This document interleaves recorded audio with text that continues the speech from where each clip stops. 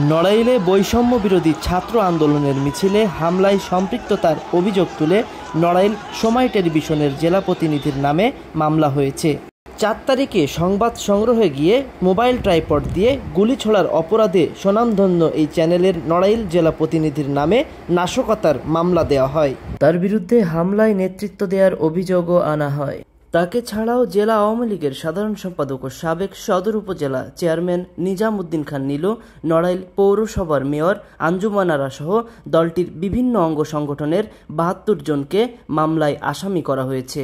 বৃহস্পতিবার ১৯ সেপ্টেম্বর দুপুরে বাঁশগ্রাম ইউনিয়নের বিএনপি সাধারণ সম্পাদক মোহাম্মদ ওয়াহিদুজ্জামান বাদী হয়ে নড়াইল সদর আমলি আদালতে এ মামলা দায়ের করেন।